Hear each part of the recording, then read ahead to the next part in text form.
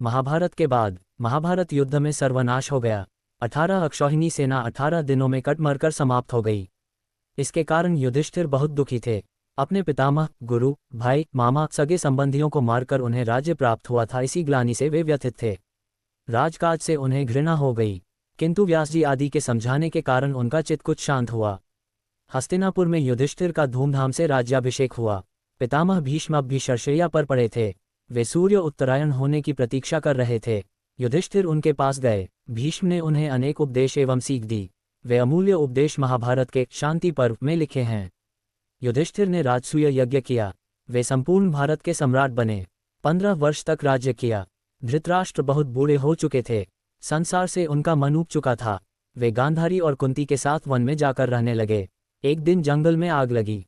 तीनों वृद्ध उस दावाग्नि में जलकर राख हो गए। महाभारत के बाद श्री कृष्ण द्वारका चले गए। बहुत वर्षों तक राज्य करते रहे। एक दिन पेड़ के नीचे लेटकर विश्राम कर रहे थे। नींद आ गई। उधर से एक शिकारी निकला। उसने दूर से सोते हुए कृष्ण को देखा। उन्हें हिरन समझकर एक तीर मारा। बाण कृष्ण जी के पैर के तलुए में जाकर चुभ गया। इस प्रकार कृष्ण की जीवन लीला पूरी हुई। पांडव उदास रहने लगे। अब न धृतराष्ट्र थे, न माता गांधारी और न कुंती। सदा के सहायक श्री कृष्ण भी चले गए। पांडवों का मन दुनिया से विरक्त हो गया।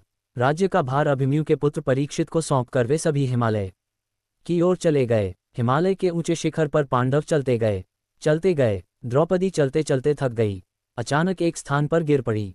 पांचों पांडव उसके पास भागकर आए, किंतु वह प्राण त्याग चुकी थी। पिंजरा पड़ा था, पंछी उड़ चुका था। पांडव और आगे बढ़े, किंतु सहदेव, नकुल, भीम और अर्जुन एक के बाद एक गिरकर बर्फ की गोद में सो गए। बच रहे अकेले युधिष्ठिर और उनका कुत्ता। वे आगे बढ़ते गए। कहते हैं युधिष्ठिर को स्वर्ग ले जाने के लिए विमान आया, लेकिन कुत्ते को छोड़कर वे अकेले विमान पर जाने को तैयार नहीं हुए। वास्तव में धर्मराज के साथ कुत्ता धर्म का प्रतीक था। स्वर्ग में पहुंचकर युधिष्ठिर ने देखा कि दुर्योधन स्वर्ग में पहले से विराजमान है। युधिष्ठिर का मन घृणा से भर गया। दुर्योधन जैसा अधार्मिक व्यक्ति स्वर्ग में कैसे? देवदूत ने बताया कि दुर्योधन ने युद्धभूमि में वीरगति प्राप्त करके स्वर्ग प्राप्त किया है। फिर युधिष्ठिर ने उस स्थान को देखना चाहा जहां उसके भाई आदि थे। देवदूत उन्हें लेकर आगे बढ़ा। उसका मार्ग बहुत गंदा और दुर्गंध से भरा था। युधिष्ठिर ने वापस लौटना चाहा, तभी आवाज आई, महाराज आप जाइए नहीं, आपके आने से बड़ी शांति मिल रही है। युधिष्ठिर ने आश्चर्य से पूछा, कौन हो तुम? उत्तर में कई आवाजें आई, मैं भीम हूँ, मैं अर्जुन हूँ, मैं नकुल हूँ, मैं सहदेव हूँ, मैं द्रौपदी हूँ, मैं अभिमन्यु हूँ। युधिष्ठिर विह्वल होकर बोले, क्या यही स्वर्ग का न्याय है कि दुर्योधन जैसे लोग स्वर्ग का सुख भोगें और मेरे सत्यनिष्ठ भाई नरक का कष्ट सहें? मैं भी यहीं अपने भाइयों के साथ रहूंगा। मुझे तुम्हारा स्वर्ग नहीं चाहिए।